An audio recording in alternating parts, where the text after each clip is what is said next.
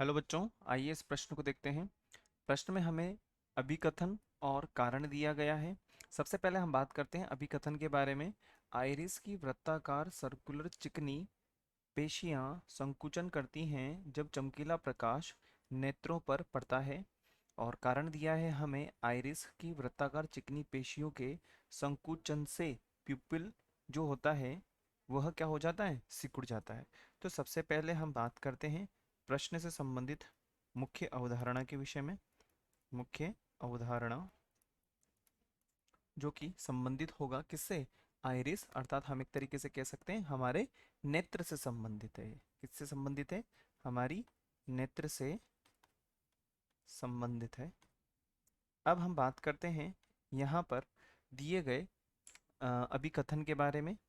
अब हमें अभिकथन को और कारण, इन दोनों का क्या करना है, मूल्यांकन करना है कि सत्य है असत्य है, इसकी व्याख्या है सही है या नहीं है। तो सबसे पहले हम बात करेंगे कि यहाँ पर जो अभिकथन हमें दिया है, तो अभिकथन में हमसे कहा गया है कि जो आइरिस की वृत्ताकार सर्कुलर चिकनी पेशियां होती है वो संकुचन करती है जब चमकीला प्रकाश नेत्रों पर गिरता है। तो देखिए, अगर हम बात करें जब कोई चमकीला प्रकाश होता है, चमकीला प्रकाश, यहाँ पे चमकीला प्रकाश का अर्थ क्या है, यहाँ पे हम कह सकते हैं जब अधिक प्रकाश हमारी आंखों पर गिराया जाए। चमकीला प्रकाश अर्थात अधिक प्रकाश, प्रकाश की मात्रा कैसी होनी चाहिए, अधिक प्रकाश होना चाहिए, अधिक प्रकाश होना चाहिए।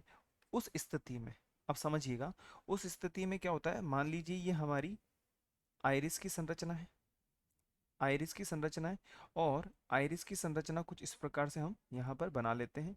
और अगर हम बात करें तो इसके अंदर इस प्रकार से बहुत सारी पेशियां पाई जाती हैं। इस प्रकार से हम देख पा रहे हैं ये जो पेशियां होती हैं ये इस प्रकार से यहाँ पर विद्यमान होती हैं। और ये जो पेशियां होती हैं, यह पेशियां किसके चारों तरफ होती हैं, यह आंख के जो मध्य भाग में उपस्थित होता है, प्यूपिल के मध्य भाग में होती है, जिसे क्या कहा जाता है, प्यूपिल कहा जाता है।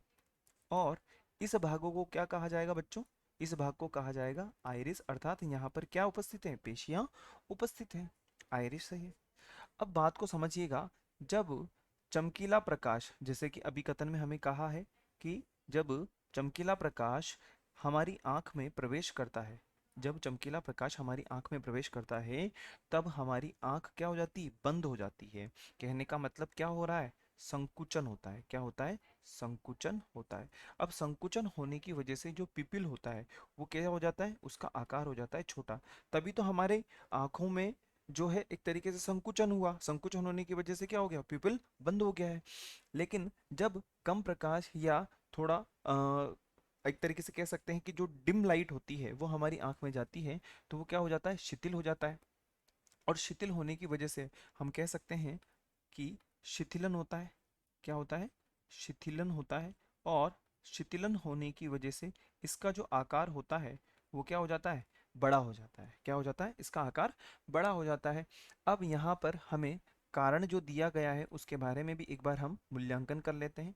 कारण हमें क्या दिया हुआ है, देखिए कारण में हमें दिया है आइरिस की वृत्ताकार चिकनी पेशियां। देखिए ये रही आइरिस की चिकनी पेशियां, ये जो हमने हाईलाइट किया है ये वाला भाग, ये जो चिकनी पेशियां होती हैं वो कह रहा है कि संकुचन से पिपल सिकुड़ जाता है। देखिए जब संकुचन होगा तो पिपल क्या होगा, सिकुड़ जाएगा, जो कि पूर्ण रूप से सत्य है। अगर हम बात करें तो अभिकथन हमारा सत्य है और कारण भी हमारा सत्य है। और कारण जो है वो पूर्ण रूप से इसकी व्याख्या है, हम समझ पा रहे हैं। अब हम बात करेंगे दिए गए विकल्पों के बारे में। तो पहला विकल्प हमारे पास में है ए और आर दोनों सत्य हैं।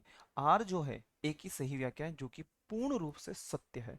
अगर हम बात करें ए और आर दोनों सत्य हैं, आर जो है ए की सही व्याख्या नहीं है, गलत हो जाएगा। असत्य कोई सा भी नहीं है, असत्य कोई सा भी नहीं है, दोनों असत्य हो ही नहीं सकते। तो हम लिख देंगे कि विकल्प अ हमारे प्रश्न की मुख्य अवधारणा की अनुपालना कर रहा है। अतः विकल्प अ जो है हमारा वांछित उत्तर होगा। आशा है आप इसे अच्छी तरह समझ गए होंगे। धन्यवाद।